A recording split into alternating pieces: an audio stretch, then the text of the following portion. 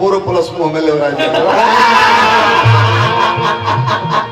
पूरा प्लस लागेला सब मौका भेरो से हेलो हां ये जड़वा करता करो तो लेकर के बोले है कि आगे मैं घूम के आवा छीटा बजाई तो पीछे घुमा दे सकी हमर रहने वाला मस्जिद कट गई बा है का काम चला हमारे सर बढ़ाओ भाई भाई जड़ा बड़ा सता होने के ऐसे को सर बोलवा तू बोलवा मोड़ दो एक सर में सफल हो ना एक वजह तो का कही दाब के बोली आपके करीब हम रहते हैं अपना नसीब तो कहते हैं ये मुंह में हम नहीं लेते हैं हेलो एक आदमी को जवाब दिया बड़ी फुहर फुहर बोला बड़ा देखो बूढ़ा लाज लगा था पर मैं छुछरापन लोगन हां काकी चाची लोग चल गए हो चलो अच्छा बताई हटरा को बताए माने हे जिला में ऐसा तरह बोले चाहिए लड़वा खुदावा रात भरी है इकर भाषा बा बोलू जान लो ठीक ठीक आई कर घरवो कहीं है दत्ता हां घरवो जाता रे तू हां कतनो सुंदर खाना बना के मलकिनी दे तरी को हां ए में झाड़ का स्वाद में दाल हो ए ना बोलेला ए सब्जी हो चिनरी ए तो बोले बे खिसिया गोरस से मौगी एक दिन हमरो के ले गेले कि समय प्रोग्राम में है बॉक्स हां हम कहने कि हम रोटी और दूध खाए हां मिल गई हां इनका जो चावल दाल सब्जी लेके आती है तो देखत रहे कि दलिया में गोविंद चा हाथना केस के गुच्छा बा तार के बोले रे का रे चुप रहो चुप कतनो नहीं मन बनावता हां मैं झटिया के स्वाद बा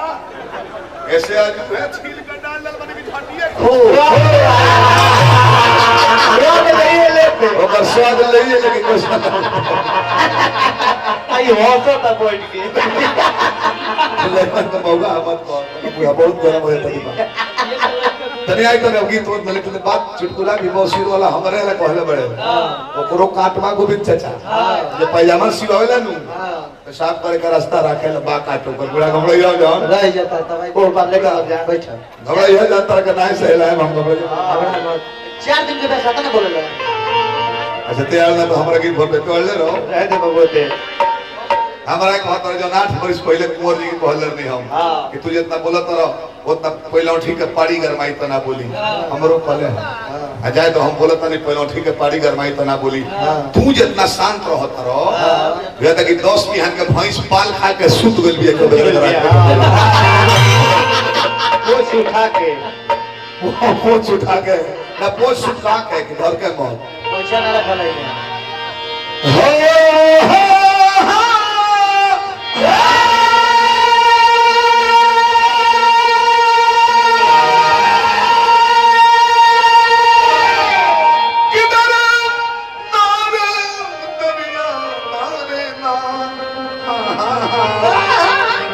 दरना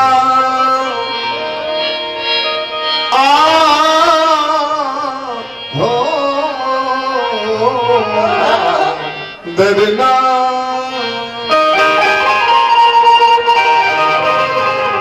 बहुत लगी हमारा डांड बता नाचो तार नाचला पर मार्केट बा हम नाचला पर नहीं के दुनिया जाने लेकिन ना नाचिले हई जन कहनी हो तू ये जन्म में कह देबो तो तरह के पटना शहर में 2 कट्ठा जमीन लिख देबो हमनी के गांव जन्म में तू नचबा तरह सनीमन लौंडा खड़ा कर दे नाचे वाला 1500 का नाइट पर कि हम जन कनी हां मेहंदी में भरत शर्मा कहीं है पवन कहीं है गोलू राजा कहीं है बकिया लोसना का है के हुसना हट जाइबो सरस्वती के दिन हो दुके हो कुछ जना स्टाफ लोग कूदते बा महीना में 3 दिन गाओ तरू गोलू 30 दिन में 30 दिनों में कोई गुने होता छूट जाता खाली गोलू जी आप पाइए ना किसी के साथ पर एक 2 गाना गा दीजिएगा तारा 3 दिन के विदाई हो जाता उनका प्रणाम कराई दिया जाला तो लगा तारा बने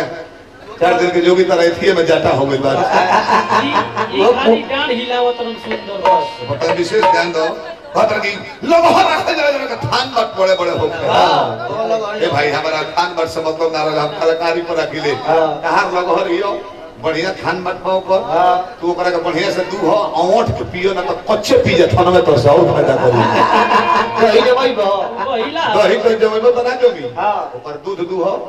गरम करो आके जोरन डाल दे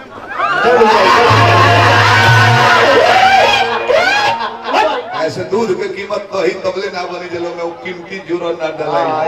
हाँ, जोरन को है किलो से मिलेला करोड़ों रुपया दे देबो बा हिंदुस्तान ना वर्ड में कि हुमर कि जोरन 100 ग्राम एक दे देओ ना 10 ग्राम ज्यादा से ज्यादा नब्बो एगो गीत सुनाए तब गोलू जी से सुनाई है गाना बजा